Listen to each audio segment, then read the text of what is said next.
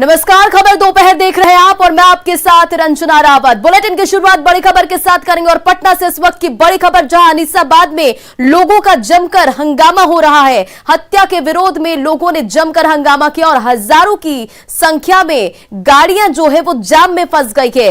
दोषियों की फांसी की सजा की मांग को लेकर लोग हंगामा कर रहे हैं। तस्वीरें आपके सामने अनीसाबाद से, जहां हत्या के बाद लोगों में नाराजगी है, लोगों में आक्रोश है, घंटों सड़क जाम कर दिया। तस्वीरें देखिए किस तरह से आगजनी की गई और किस तरह से वहां लोग हंगामा कर रहे हैं। आपको बताते चले कि इससे ट्रैफिक व्यवस्था भी चरमरा गई और हजारों गाड़ियां जाम में फंस गई है। दोषियों को फांसी की सजा को मांग को लेकर लोग प्रदर्शन कर रहे हैं।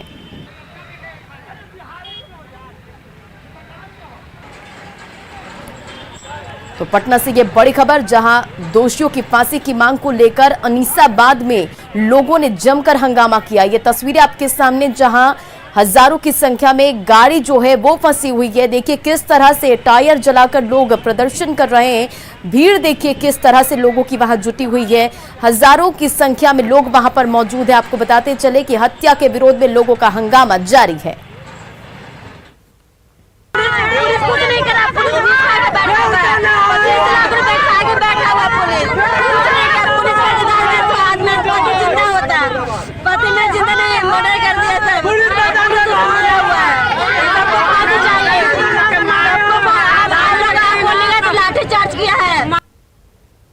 उधर पटना सिटी से बड़ी खबर, जहां हत्या के बाद लोगों में नाराजगी है। अशोक राजपथ को जाम किया। कल्लू हत्याकांड के विरोध में लोगों का हंगामा जारी है। शव के साथ चक्का जाम किया लोगों ने। आपको बताते चले ये बड़ी खबर, एक्सक्लूसिव तस्वीरें, जहां हत्या के बाद लोगों में नाराजगी है। शव के साथ अशोक राजपथ को जाम कर लोग प्रदर्शन कर रहे हैं, विरोध कर रहे हैं, हंगामा कर रहे हैं और शव के साथ चक्का जाम कर दिया है।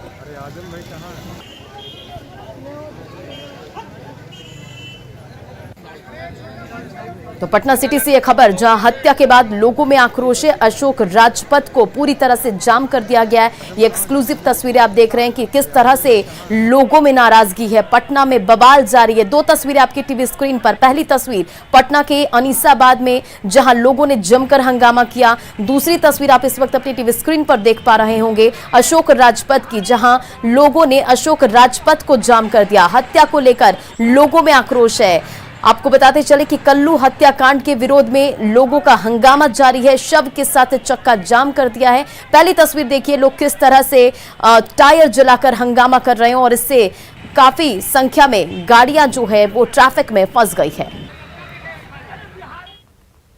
बुलेटिन में बढ़ते आगे और सरायकेला खरसावा के चांडिल में सड़क हादसे में 5 लोगों की मौत हो गई। चांडिल थाना क्षेत्र के टाटा रांची मार्ग पर चिलगू के पास यह भीषण हादसा हुआ।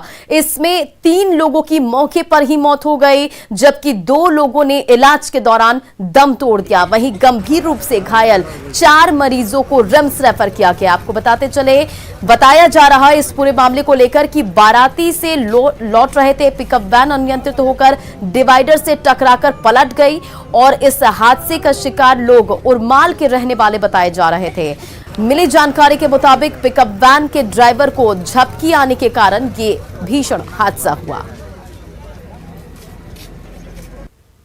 जो ज़्यादा गंभीर है उनको तो रिम्स भेज रहे हैं और जो यहाँ पर हैं उन लोगों को बेहतर से बेहतर जल्द से जल्द इलाज अभी शुरू कर दिया है। और जो भी अभी उस हिसाब से जिसको जो ज़रूरत है उस हिसाब से इलाज रिम्स में भी अभी तुरंत भेज रहे हैं।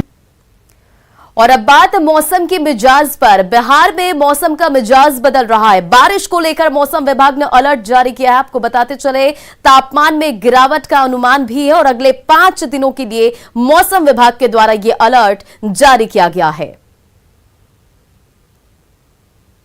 ये जो हम लोगों ने आज जो पूर्वानुमान जारी किया है उसके अनुसार एक हमारा ट्रफ लाइन जो बन रहा है फुटहिल्स में, और ये जो ट्रफ लाइन के कारण जो है अगले 5 दिनों के दौरान जो आप देखेंगे कि फुटहिल्स में और जो पूर्वोत्तर भारत में है, जो पूर्वोत्तर बिहार के ज़िले हैं उसमें आपको जो है थंडर स्टॉर्म एक्टिविटी और साथ ही साथ आपको ये रेन होने के चांसेस है। और इधर राजधानी पटना स्थित विश्वेश्वरैया भवन में लगी आग की घटना के बाद से बिहार के सरकारी भवनों में लगे फायर सिस्टम को लेकर सवाल उठने लगे हैं। इसी बीच न्यूज 18 ने विश्वेश्वरैया भवन के समीप स्थित विकास भवन में आग बुझाने के प्रयोग किए जाने वाले उपकरणों का जांच किया, जिसमें कई खामियां देखने को मिली। विकास भवन का जायजा लिया हमारे सहयोगी अमित कुमार ने। बुधवार की सुबह विश्वेश्वरैया भवन में आग लगने की घटना घटी। आग इतनी भयावह थी कि उसे बुझाने में फायर कर्मियों के पसीने छूट गए। लगभग 9 घंटे से ऊपर का वक्त रहा जब एनडीआरएफ के जवान और फायर के कर्मी जो हैं वो आग पर काबू पाने की जद्दोजहद में जुटे रहे हैं। आपको हम दिखाना चाहेंगे कि हमारे पीछे ये विश्वेश्वरैया भवन है जहाँ पे ये आग लगने की घटना घटी। बताते चले कि इससे पहले भी आग लगने की घटना जो है वो सचिवालय और नए सचिवालय के समेत विकास भवन में भी घटी है। कई सरकारी बिल्डिंग्स रहे हैं जहाँ पे आग लगने की घटना घट चुकी है।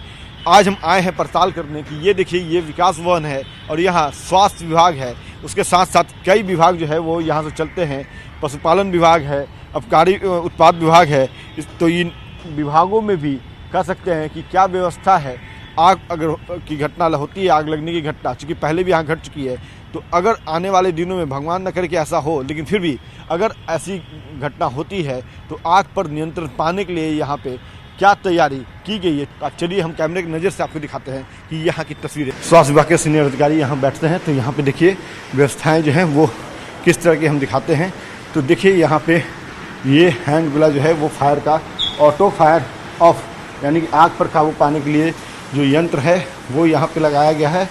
यहाँ चूँकि पहले जैसा हमने बताया कि आग लगने की घटना घट चुकी है, तो उसके बाद यहाँ देखिए कि ये व्यवस्था जो है उसमें बदलाव किया गया। पहले ये यंत्र यहाँ नहीं हुआ करता था, लेकिन अब यहाँ पे नज़र आ रहा है। तो ये देखिए, ये पहला तल्ला है, तो ये यहाँ पे लगा हुआ है। दूसरी चीज़ देखिए, डेट ऑफ एक्सपायरी ये 26/5/2022 को, यानी कि महज कुछ दिनों के बाद जो है वो एक्सपायर करेगा। लेकिन इसमें एक चीज़ जो है वो नज़र आ रही है, रिफिलिंग इंस्टॉलेशन डेट जो है वो 27 को यहाँ होना है। कि जो पाइपलाइन सिस्टम होना चाहिए वो इस विकास भवन में भी कहीं नज़र नहीं आ रहा है, क्योंकि पाइपलाइन सिस्टम जो होता है वो बेहद महत्वपूर्ण होता है। जब आग लगने की घटना होती है, घटना घट जाती है, तो उसके बाद अगर पाइपलाइन सिस्टम, हॉस पाइप जिसको कहते हैं, अगर उसकी व्यवस्था रहती है तो उसी से दमकल कर्मी जो है अपने पाइप को जोड़ लेते हैं और उसके बाद पानियों की बौछार करते हैं। आग पर कंट्रोल तुरंत पा लिया जाता है, जो ना तो विश्वेश्वरैया भवन में कहीं नजर आ रहा था और ना ही विकास भवन में नजर आ रहा है। कैमरा पर्सन अजय दुबे के साथ अमित कुमार, न्यूज 18 पटना। और वैशाली से बड़ी खबर, जहां छात्रा की गोली मारकर हत्या कर दी गई और हत्या के बाद अपराधी फरार बताए जा रहे हैं। महुआ के चक फतेह गांव की यह घटना बताई जा रही है, जहां छात्रा की गोली मारकर हत्या कर दी गई है। फिलहाल अपराधी की तलाश में पुलिस जो है लगातार छापेमारी कर रही है। आपको बताते चले कि कोचिंग से लौट रही थी छात्रा, तभी इस वारदात को अंजाम दिया गया। गांधी चौक पर शव के साथ लोग जो है वो प्रदर्शन कर रहे हैं और कोचिंग के एक छात्र पर शक जताया जा रहा है कि इस हत्या के पीछे उसका हाथ हो सकता है। फिलहाल इस पूरे मामले पर पुलिस छानबीन कर रही है। का आवाज हुआ, हम अपने घर पर भूसा रख रहे थे, जस्ट थोड़ा दूरी पर है। उसके बाद आवाज, एक बच्ची दौड़ के कहने गया कि चाचा गोली मार दिया। तो आज दौड़ के हम लोग उसको, लड़का को पीछा कर रहे हैं। ठीक है, पीछा करने के बाद आगे मुरघटिया के आसपास मैजिक रुका हुआ है, उसी पर वो लड़का बैठ के वो भाग चला। उसके बाद हमको पता चला, मधौल गांव में घुसे, तो घुसने के बाद पता चला कि यह गाड़ी जो था गोलू नाम वार्ड मेंबर का था। और अधिक अपडेट के साथ संवाददाता प्रफुल्ल इस वक्त हमारे साथ फोन लाइन पर जुड़ गए। प्रफुल्ल, क्या कुछ जानकारी निकलकर सामने आ रही है? लोग अभी इस शव के साथ प्रदर्शन कर रहे हैं, पुलिस के द्वारा क्या कुछ कार्रवाई की जा रही है? प्रफुल्ल, क्या आप तक आवाज पहुंच पा रही है? तो देखिए, लगातार हम अपने संवाददाता से जुड़ने की कोशिश कर रहे हैं। तो ये खबर, बड़ी खबर वैशाली से, जहां छात्रा की गोली मारकर हत्या कर दी गई है और फिलहाल जो है पुलिस इस पूरे मामले की छानबीन में जुटी हुई है। आपको बताते चले कि कोचिंग से लौटने के दौरान ये घटना हुआ है। बढ़ते आगे और खबर हाजीपुर से, जहां कलेक्टेरिएट में जमकर फैमिली ड्रामा हुआ। तस्वीरों को आप देखिए और समझिए कि ये फैमिली ड्रामा कितना जबरदस्त था। तस्वीर में महिला जिस पुरुष के कमर को पकड़कर खींच रही है वो उसका पति है और पति सरकारी शिक्षक है और पिछले 2 सालों से पत्नी और बच्चों को छोड़कर घर से फरार चल रहा था। फरार शिक्षक के 2 बच्चे हैं, बेटा जो है वो 20 साल और बेटी जो है वो 18 साल की है।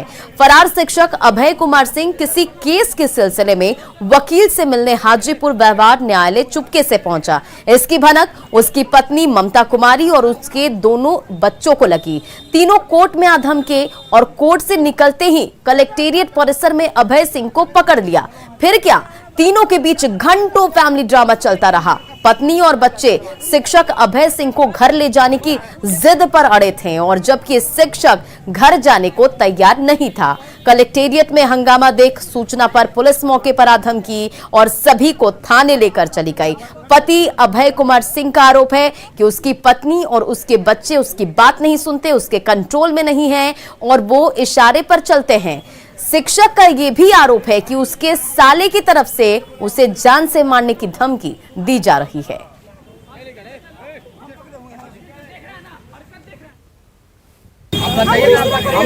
हम आजीज होके मकान छोड़े, ठीक है। ये कौन लोग हैं? नहीं, ये पत्नी में हम आजीज होके मकान छोड़े हुए हैं। ये 1 बजे रात तक घूमता है ना, ये 1 बजे रात के चलते घूमता है, समझे ना। बेटी मेरे कंट्रोल में है ना बेटा कंट्रोल में है। ये पूरा मायके पर जा रही है हमको। इसका भाई हमेशा धमकी देता है, मार देंगे, पैसा दो और अलग रहो। इसका रिकॉर्डिंग मेरे पास है। क्या काम करते हैं? हम एज ए टीचर, सरकारी टीचर। अच्छा, क्यों पकड़े? इसलिए पकड़े हुए हैं कि 2 साल से घर से भागे हुए हैं। ये जो है सो हम लोग को पकड़ में नहीं आ रहे हैं, ना कोर्ट में आ रहे हैं फैसला करने के लिए। इनका भाई जो है सो मारपीट कर केस किए हुए हैं। 5 को केस लड़वा रहे हैं, खाना दाना बंद किए, बच्चा का पढ़ाई बाधित किए हुए। क्या नाम हुआ आपका? क्या नाम हुआ? मेरा ममता कुमारी नाम हुआ। इनका क्या नाम है? अभय कुमार सिंह। कब शादी हुई है? 2001 में। बच्चे कितने हैं आपके? 2, एक बेटी 20 साल की है, बेटा 18 साल का है। तो देखिए हाजीपुर से ये तस्वीरें, जहां घंटों कलेक्टेरिएट परिसर में फैमिली ड्रामा चलता रहा। शिक्षक अभय सिंह 2 सालों से घर से फरार था और जब वो किसी केस के सिलसिले में कलेक्टेरिएट परिसर पहुंचा तब इसकी भनक जो है वो पत्नी और बच्चे को लग गई और उसके बाद कलेक्ट्रेट में फैमिली ड्रामा घंटों चला। और अब इस पूरे मामले पर देखिए कई गंभीर सवाल ये कि आखिर शिक्षक जो है वो परिवार को छोड़कर फरार क्यों हुआ। फैमिली ड्रामे पर ये अहम सवाल, क्या अपनी जिम्मेदारी से भाग रहा है शिक्षक? अपनी जिम्मेदारी से क्यों भाग रहा है शिक्षक? तो ये तमाम अहम सवाल ये भी कि परिवार को संभालने की जिम्मेदारी किसकी है। सवाल ये भी कि तंग है तो कोर्ट क्यों नहीं जाता शिक्षक, और सवाल ये भी कि क्या आरोपी शिक्षक पर कार्रवाई होगी, और सवाल ये भी कि क्या घर से भागना ही सारी समस्याओं का समाधान है। बढ़ते आगे और दिल्ली से इस वक्त की बड़ी खबर, जहां नए मुख्य चुनाव आयुक्त होंगे राजीव कुमार। राष्ट्रपति रामनाथ कोविंद ने नियुक्त किया है। तो ये बड़ी खबर दिल्ली से आपको बता रहे हैं, जहां नए मुख्य चुनाव आयुक्त होंगे राजीव कुमार। राष्ट्रपति रामनाथ कोविंद ने नियुक्त किया है। 15 मई को कार्यभार ग्रहण करेंगे राजीव। आपको बताते चले कि सुशील चंद्रा की जगह लेंगे राजीव कुमार। कटिहार शहर को जाम से मुक्ति दिलाने के साथ साथ यहां के सड़कों को चौड़ा किया जाएगा, जिससे लोगों की परेशानी कम होगी। और सड़कों को चौड़ा करने के साथ साथ सड़कों के दोनों तरफ सौंदर्यीकरण भी किया जाएगा। और इसको लेकर बिहार सरकार के डिप्टी सीएम और स्थानीय विधायक तारकिशोर प्रसाद ने केंद्रीय सड़क परिवहन मंत्री नितिन गडकरी से मुलाकात की, जिसके बाद विकास कार्यों को गति मिली है। और इन सड़कों के निर्माण से लोगों को सीमांचल इलाकों के साथ साथ पड़ोसी राज्य झारखंड और नेपाल आने जाने में आसानी होगी।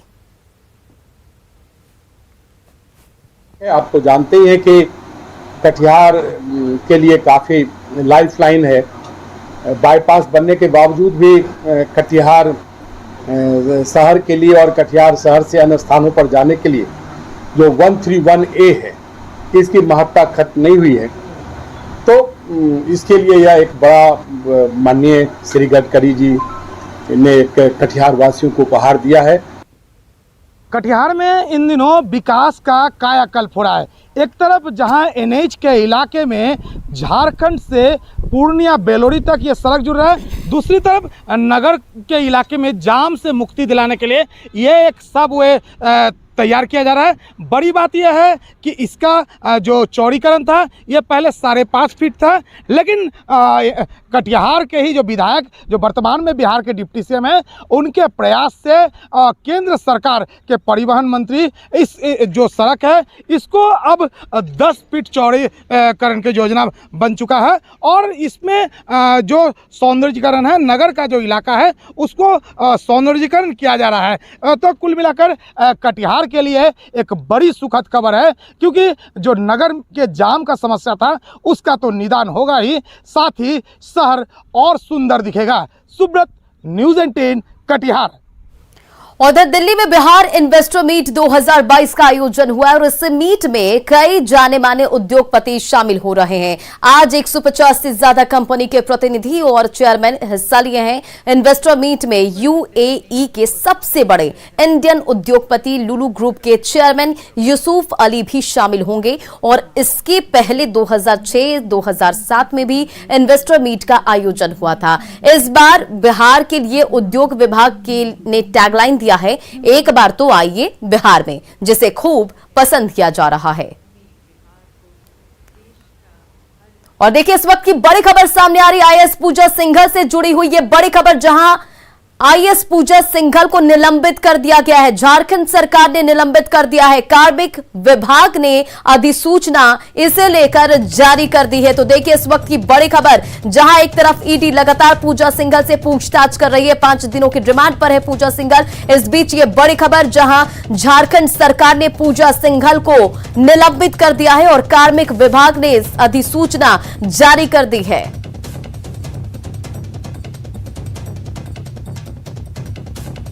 तो पूजा सिंघल से जुड़ी हुई ये बड़ी खबर, लगातार पूजा सिंघल को लेकर कार्रवाई जारी। और इस बीच ये बड़ी खबर आपको बता दें कि झारखंड सरकार ने आईएएस पूजा सिंघल को निलंबित कर दिया है।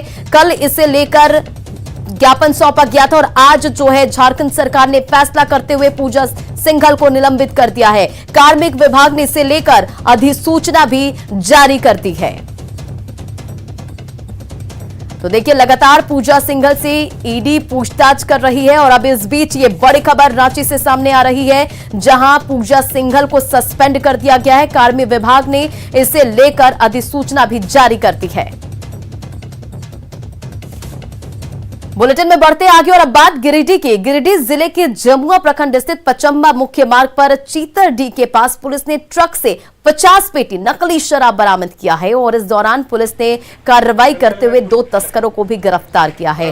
गिरफ्तार तस्करों की पहचान दीपक सोनी और लाल मोहन सिंह के रूप में हुई है, जो बोकारो के रहने वाले बताए जा रहे हैं। शराब बिहार के लखीसराय भेजा जा रहा था और खबर के मुताबिक पुलिस को शराब के आने की सूचना मिली थी, जिसके बाद पुलिस ने ये कार्रवाई की और कार्रवाई करते हुए ट्रक पर लदे शराब को बरामद कर लिया।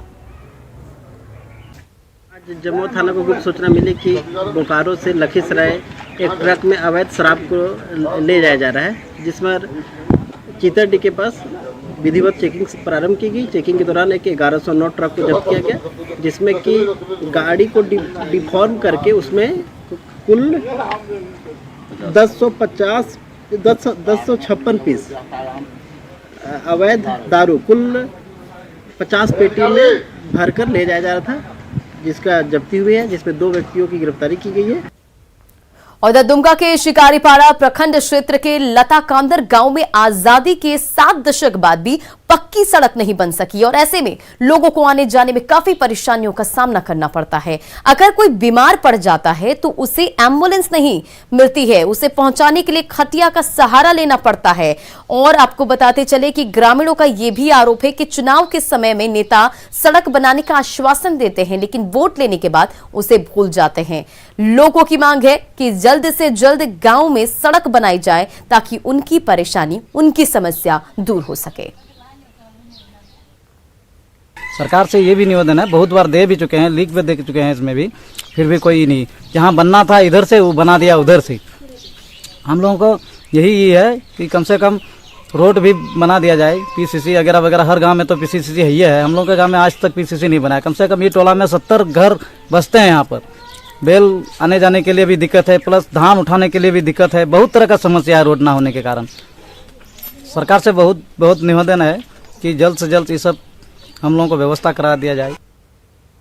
गिरिडीह में त्रिस्तरीय पंचायत चुनाव की तैयारियां की जा रही है और इसमें कई प्रत्याशी अपनी किस्मत आजमा रहे हैं, जिसमें जिला परिषद का चुनाव लड़ रहे दिनेश बैठा खास हैं। दिनेश बैठा पेशे से मैकेनिकल इंजीनियर हैं और अदानी पावर प्लांट में काम कर चुके हैं। अभी वे कहलगांव एनटीपीसी में तैनात थे। नौकरी से इस्तीफा देकर दिनेश जिला परिषद का चुनाव लड़ रहे हैं। युवा और इंजीनियर प्रत्याशी को लेकर इलाके के मतदाताओं में अलग ही क्रेज दिख रहा है। अगर किसी का दिल से इच्छा रहता है समाज सेवा करने के लिए और गरीबों का सेवा करने के लिए, इससे बड़ा चीज़ मेरे लिए पैसा मायने नहीं रखता है। पैसा तो है ही, आदमी को सर्वाइव करने के लिए, उसे खान पीन के लिए पैसा है। लेकिन मेरे को लगा कि नहीं, मैं गरीब का सेवा करूं, ताकि मेरा खेती अपना मेरा खेती भी बहुत ज़्यादा, मैं मेहनत करूंगा, मैं पैसा कमा लूँगा गाँव से। लेकिन मेरा सबसे बड़ा लक्ष्य है गरीब का सेवा करना। और फिलहाल इस बुलेटिन में इतना ही। बने रहें आप न्यूज़ 18 बिहार झारखंड के साथ।